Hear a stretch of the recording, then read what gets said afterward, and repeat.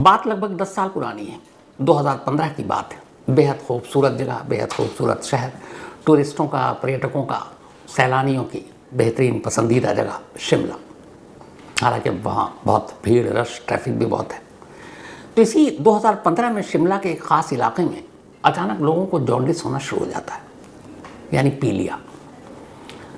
अब लोग डॉक्टर के पास भागते हैं, अस्पताल में भी लोग जा रहे हैं, और इस जॉन्डिस अमूमन ये कहा जाता है कि इसकी जड़ में पानी होता है। लेकिन धीरे धीरे हालात ख़राब होने लगे। जॉन्डिस की वजह से लोगों की मौत होने लगी। जब मौत हुई तो सरकार भी चौकन्नी हुई। इसके बाद सरकार ने म्यूनिसिपल कॉरपोरेशन जो शिमला की है उससे कहा कि आप सारी टंकियों की सफाई करें। म्यूनिसिपल कॉरपोरेशन ने कहा कि हम लगातार सफाई कर रहे हैं, हर टंकी की सफाई कर रहे हैं, हमारी तरफ से कोई कोताही नहीं। लेकिन इस दौरान में 2015 में कहते हैं कि जो सरकारी आंकड़े के हिसाब से इस जॉन्डिस या अब 1000 बड़ा फिगर है। खैर कुछ वक्त बीता, उसके बाद 16 आते आते हालात नॉर्मल हो गए। जॉन्डिस से लोग अब कम परेशान रहने लगे। धीरे धीरे अब सामान्य ज़िंदगी शुरू हो गई। लेकिन जब इस जॉन्डिस की शुरुआत हुई 2015, उससे ठीक साल भर पहले जुलाई 2014 में शिमला में एक अजीब वाक़या होता है। 4 साल का एक बच्चा जिसका नाम युग, एक कारोबारी, एक बिजनेसमैन का बेटा, जिनका टेक्सटाइल और शॉप थे, ठीक ठाक पैसे थे उनके पास। 4 साल का युग घर के बाहर था और अचानक गायब हो गया।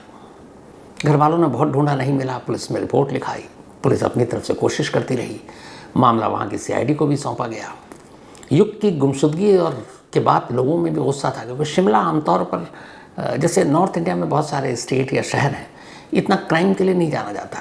कहते हैं कि यहाँ वादियाँ, पहाड़ियाँ, बड़ा खामोश और सुकून वाला शहर और जगह है।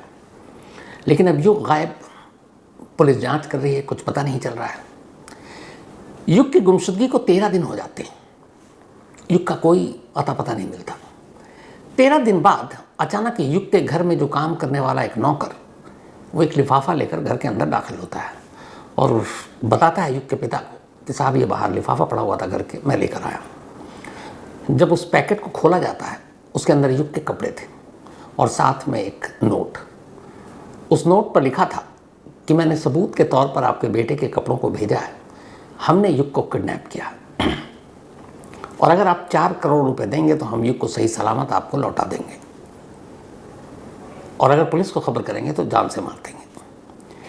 इत्तेफाक से ये सारी चीज़ें उस दिन आई जिस दिन युग का बर्थडे था, यानी युग की किडनैपिंग के 13 दिन बाद। अब नोट में यह भी लिखा था कि 4 करोड़ रुपए कहाँ लाने हैं। अम्बाला में एक पता बताया गया। अम्बाला में उस जगह घर वाले बेचारे परेशान गए भी, लेकिन वहाँ कोई भी किडनैपर आया नहीं पैसे लेने के लिए। अब उन्होंने पुलिस को इसकी जानकारी दी। पुलिस अब तक कुछ नहीं कर पाई थी। 2 दिन बीता, फिर एक रैंसम नोट आया। इस बार उसमें लिखा था 6 करोड़ रुपए देना है, क्योंकि तुम 4 करोड़ रुपए नहीं दिए। फिर भी कुछ नहीं हुआ, कोई आया नहीं लेने। तीसरा लेटर आया जिसमें अब रकम बढ़ाकर 8 करोड़ कर दिया गया। फिर चौथा और फाइनल लेटर आया, इसमें 10 करोड़ की मांग की गई, लेकिन फिर 4 करोड़ पर ही वो खुद ही कहता है कि ठीक है आप 4 करोड़ दे देना। 4 रैंसम लेटर आ गए, बच्चे के कपड़े आ गए, लेकिन पुलिस युग को नहीं ढूंढ पाई। इसको लेके बहुत हंगामा भी हुआ। जब रैंसम लेटर आया, लोगों ने धरना प्रदर्शन, दुकानदारों ने, कारोबारियों ने किया, मामला पॉलिटिकल भी हुआ, लेकिन सबके बावजूद युग का कोई सुराग नहीं मिला। अब धीरे धीरे वक्त बीत रहा है।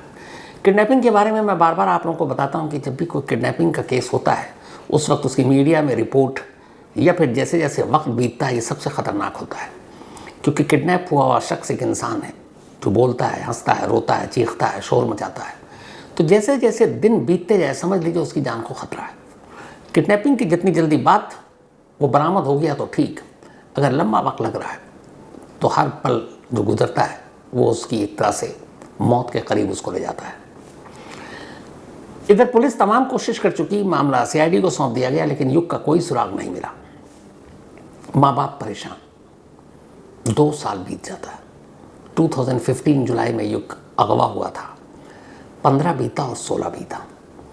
अब युग के अगवा होने के साल भर के बाद, जो मैंने शुरुआत में आपको बताई कि शिमला के ख़ास इलाके में म्यूनिसिपल कॉरपोरेशन की पानी की टंकी से जो शहर पानी पीता था उसमें बहुत सारे लोगों को जॉन्डिस हुआ, पीलिया, और इत्तेफाक से उनमें से युग के घर वाले भी थे जो उसी टंकी का पानी पी रहे थे।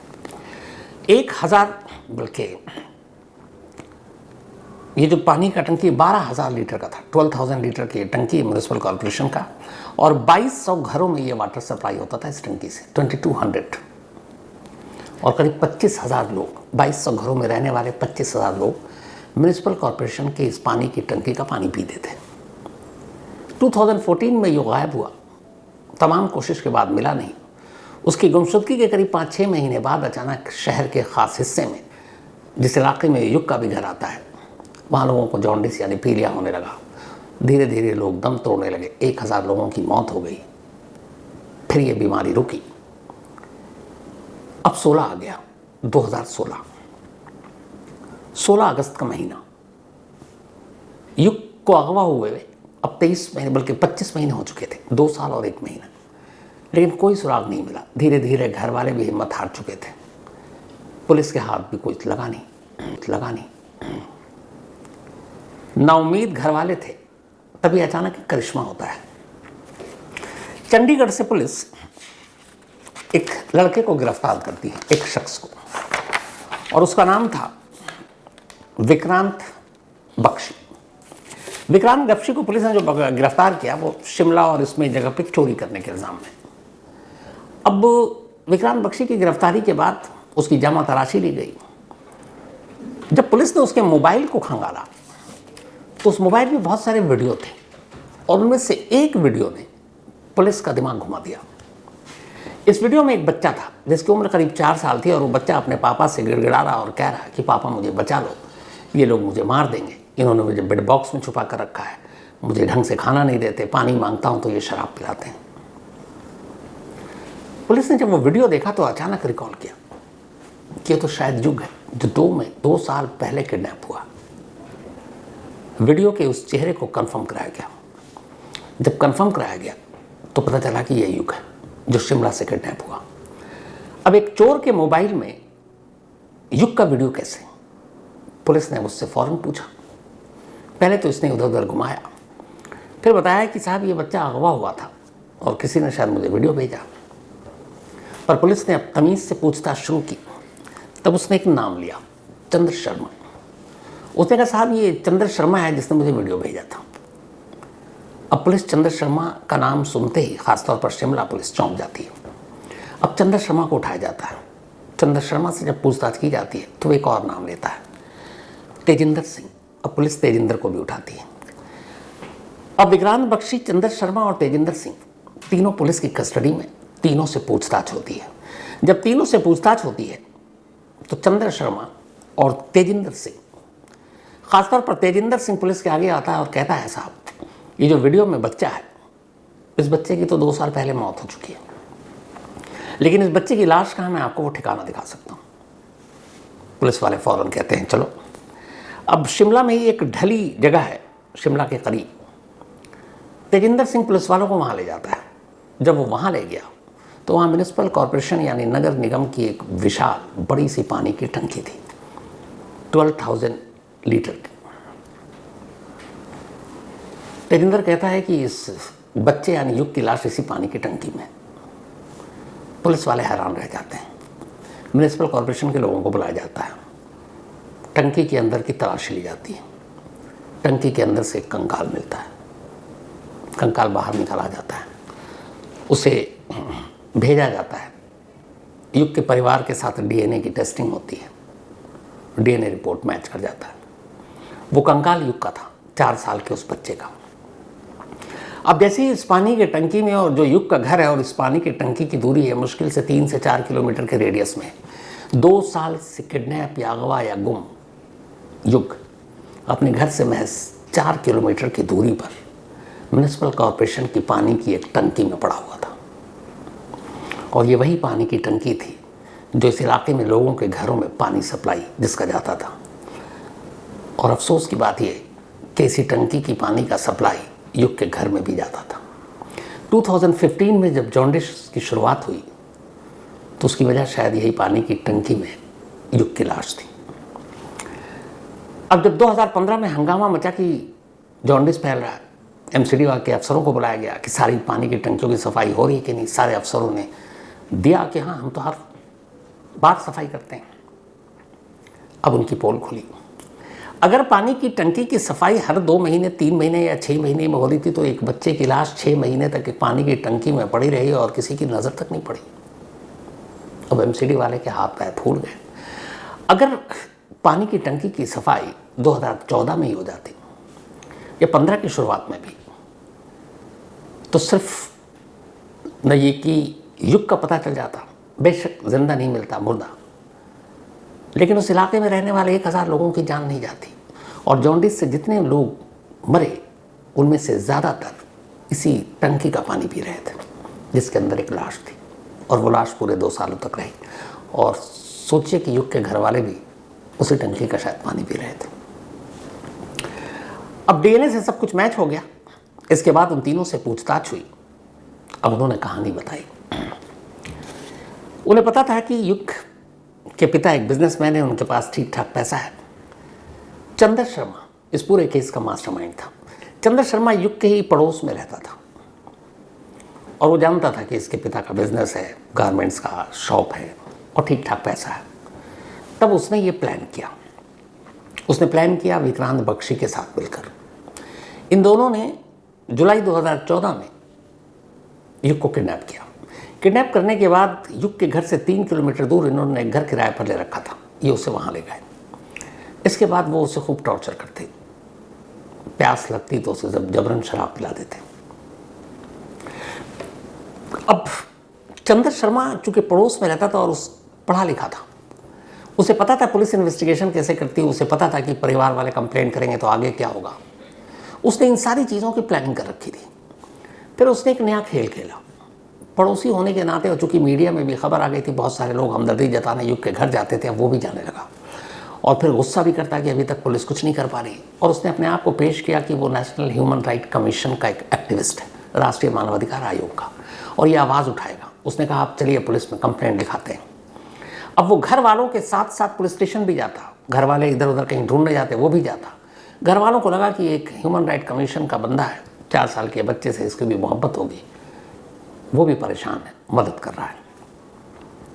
और इस तरीके से वो हर डेवलपमेंट पर नज़र रख रहा था कि घर वाले क्या कंप्लेन कर रहे हैं, पुलिस की जांच कहाँ तक पहुँची, ये सारी चीज़ें बैक टू बैक वो देख रहा है। बट इसी दौरान उसे इस बात का भी एहसास हुआ कि इस बच्चे को वो ज़्यादा देरों तक घर पे नहीं रख सकता। फिर उसने तेजिंदर सिंह, एक उसका साथी, उसको इस साजिश में शामिल किया और उससे कहा कि एक बच्चे को रखना है, कोई खुफिया ठिकाना चाहिए। 4 किलोमीटर दूर जो युग का घर था, वहाँ एक पहाड़ी इलाका, ऊंचाई, वहाँ पे एक सुनसान घर। अब उस बच्चे को वहाँ ले जाया गया, अब वहाँ रखा गया।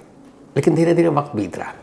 अभी तक कोई रैंसम कॉल और कोई फिरौती नहीं मांगी। ये सब प्लान का हिस्सा था चंद्र शर्मा का। 13वां दिन, जब 13वां दिन आ गया युग को किडनैप के हुए, तो फिर इन्होंने बार बार, चूंकि युग शराब किया तो नशे में होता, तो खामोश था, तो रोने लगता, इन्होंने उसे मारा, उसे बांधा, उसके साथ पत्थर बांधा। और उन्हें पता था कि यहाँ पर एक कॉरपोरेशन की पानी की टंकी है जिधर कोई नहीं आता, सुनसान है, और हद ये कि वहाँ की कोई सिक्योरिटी नहीं, वहाँ पे कोई ताला नहीं, टंकी यूं ही है। तीनों ले जाते और युग को उस पानी की टंकी में डालते थे। हाथ पैर बंधे हुए थे, जिसमें पर भारी सा वजनी पत्थर बांध दिया था ताकि लाश नीचे रहे, और फिर चले आते हैं। जिस दिन इन्होंने कत्ल किया, 13वें दिन, इसके बाद चंद्र शर्मा एक रैंसम लेटर लिखता है। लेटर लिखने के बाद घर भेजता है, फिर दूसरा लिखता है, फिर तीसरा, फिर चौथा।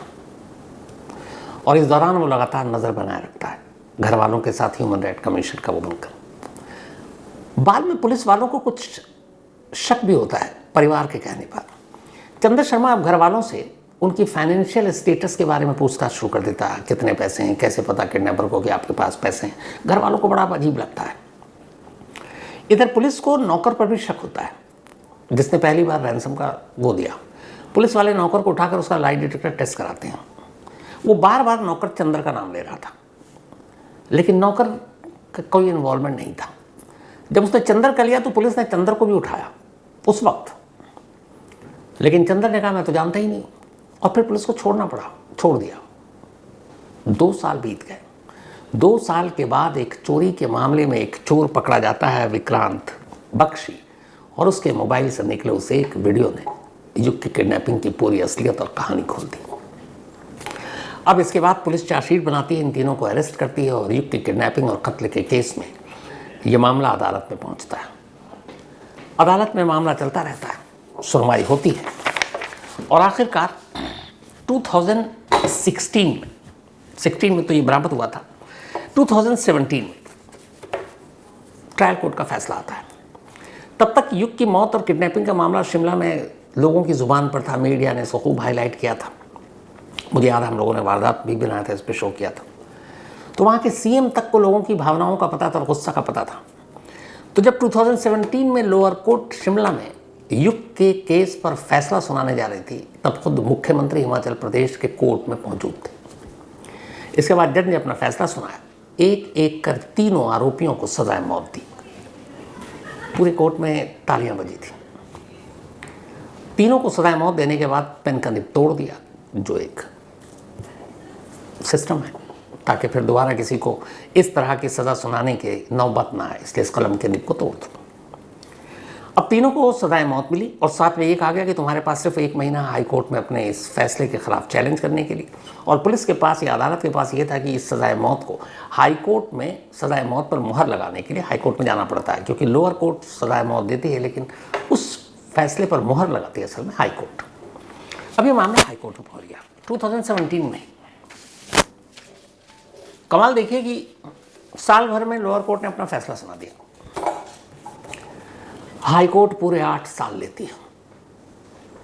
8 साल के बाद 23 सितंबर यानी 3 दिन पहले कोर्ट अपना फैसला सुनाती है। एक ऐसा फैसला जिसके बाद युग के माँ बाप समेत बहुत सारे लोगों ने अपने मुंह पे काली पट्टियां बांध ली इस फैसले के खिलाफ। कोर्ट ने, जिस लोअर कोर्ट ने इन तीनों को सजाए मौत दी थी, उनमें से एक को सीधे बरी कर दिया और बाकी 2 की सजाए मौत को कम करके उम्र कैद में तब्दील कर दिया। वजह जानते हैं क्या थी जो कोर्ट ने कहा अपने जजमेंट में? उन्होंने कहा कि हर एक अपराधी को सुधरने का मौका दिया जाना चाहिए, लेकिन अगर उसे सजाए मौत मिल गई और वो मर गया तो फिर सुधरने की गुंजाइश बचती कहाँ है। जेलर की रिपोर्ट थी कि इन तीनों को जब जेल में रखा गया 2016 से लेकर 25 यानी 9 साल, इनका व्यवहार आचरण बहुत अच्छा था। ये बड़े अच्छे लोग थे, बड़े शराफत से जेल में रहे, इसीलिए इनको सुधरने की इनकी गुंजाइश है, तो इन्हें मारो मत, सुधरने का मौका दे दो। हाई कोर्ट ने जेलर के इस बिहेवियर सर्टिफिकेट को एक्सेप्ट कर लिया और कहा कि नहीं, इन्हें सुधरने की गुंजाइश है, तो इसलिए इनको सजाए मौत नहीं देते, उम्र कैद रहेंगे। दूसरा, हाई कोर्ट ने कहा कि जो रैंसम लेटर लिखा गया था उसमें 2 तरह की रिपोर्ट आई। पहली रिपोर्ट फॉरेंसिक ने दी कि हाँ ये उसी चंद्र शर्मा की है। दूसरी रिपोर्ट में ये कहा कि नहीं हो सकती है, क्योंकि वो एक खास पेपर पर लिखा गया था, जैसे टिश्यू पेपर होता है, तो शक की गुंजाइश छोड़ गया। तीसरी चीज, जो तेजिंदर सिंह को बरी किया गया, उसमें कोर्ट ने कहा कि बेशक युग की लाश उस टंकी से इसकी निशानदेही पर मिली, लेकिन इसने पुलिस की मदद की है, क्राइम में शामिल है लेकिन मदद की है, इसलिए इसको रिहा कर दिया जाए। और ये इस बात का भी पुख्ता सबूत नहीं है कि कत्ल के वक्त ये था कि नहीं था। चंद्र शर्मा और विक्रांत बख्शी की मौत की सज़ा को उम्र कैद में बदलने की एक और जो वजह कोर्ट ने बताई वो ये कि इन लोगों के फ़ोन का जो लोकेशन ट्रेस किया था पुलिस ने, वो था तो उसी जगह का जहाँ पर युग को रखा गया और जो पानी की टंकी भी है, लेकिन एग्जैक्ट लोकेशन नहीं था कि उसी घर में था या उसी टंकी के नीचे था। तो एग्जैक्ट लोकेशन ना होने से बेनिफिट ऑफ डाउट दिया जाना चाहिए, जबकि अमूमन अगर सपोज एक क्राइम होता है और उसी एरिया में उस एक्यूज़ का लोकेशन मिलता है तो ये काफ़ी माना जाता है। लेकिन एग्जैक्ट सपोज अगर मैं ये कहूँ कि 50A नंबर कोठी का लोकेशन है और 50A ही दिखाए, ज़रूरी नहीं, पर 50A कोठी के इर्द गिर्द दिखा सकता है। वहाँ लोकेशन वही दिखा रहा है जिस घर में युग को बंद करके रखा गया था, वही पानी की टंकी जहाँ पर उसको मारा गया, लोकेशन उसी एरिया का है। लेकिन अदालत की नज़र में एग्जैक्ट उस घर और उस टंकी के नीचे का लोकेशन का प्रूफ टेक्निकली नहीं सौंपा, इसलिए बेनिफिट ऑफ डाउट देते हैं। एक और चीज़ थी डाइटम टेस्ट। डाइटम टेस्ट ये होता है कि एक इंसान जब मरता है, कहीं लाश बहुत दिनों तक पड़ी रहती है, तो कितने कीड़े मकोड़ों ने उस लाश को खाया उसके ज़रिए पता चल जाता और कितना पुराना। ये उसकी मौत ज़मीन में हुई, पानी में उसकी लाश थी। तो यहाँ पे भी ये था कि ये साबित नहीं हुआ कि पानी के अंदर जाने के बाद कितने कीड़े थे या ज़मीन पर कितने कीड़े थे, इसकी सही रिपोर्ट नहीं आई। इन पॉइंट्स के ऊपर और एक और जजमेंट में कहा गया कि किडनैपर ने युग को किडनैप करने के 13 दिन बाद 13वें दिन पहला रैंसम लेटर भेजा। तो ये 13 दिन तक खामोश क्यों थे किडनैपर? 13 दिन बाद इन्होंने रैंसम लेटर क्यों भेजा? तो फिर कैसे कहें कि मोटिव जो था किडनैपिंग का वो पैसा था, क्योंकि किडनैपर जब किडनैप करता है तो फौरन रैंसम लेटर भेज देता है। लेकिन 13 दिन बाद रैंसम लेटर क्यों भेजा, शिमला पुलिस इसका जवाब कोर्ट को नहीं दे पाई। हालांकि ऐसे बहुत केस हैं जिसमें रैंसम लेटर बहुत बाद में दिया गया, लेकिन यहाँ इस रैंसम लेटर के साथ उस बच्चे यानी युग का कपड़ा भी था पैकेट में। तो इस बात का सबूत था कि जिसने भी ये रैंसम लेटर भेजा उसके पास युग है, क्योंकि वो प्रूफ है, जो कपड़े पहने थे वो था। और जिस ब्रूटल तरीके से एक 4 साल बच्चे का कत्ल किया गया, प्यास लगने पर शराब, उसे मारा गया, पीटा गया, उसके जिस्म पर वजनी पत्थर बांधे गए, पानी की टंकी के अंदर डाले गए, और फिर एक उस युग को पानी के अंदर टंकी के, और वही पानी पीकर 1000 लोगों की मौत। फिर भी कोर्ट की नज़र में ये रेयरेस्ट ऑफ रेयर केस नहीं है। फिर भी कोर्ट की नज़र में एक बच्चे पर इतने जुल्म ढाने वाले ये कातिल, इनमें सुधार की गुंजाइश, ये सुधर सकते हैं, और इसीलिए इन्हें फांसी नहीं दी जा सकती। क्या कहेंगे इसे आप? लेकिन यही फैक्ट है, क्योंकि 3 दिन पहले ये फैसला आया।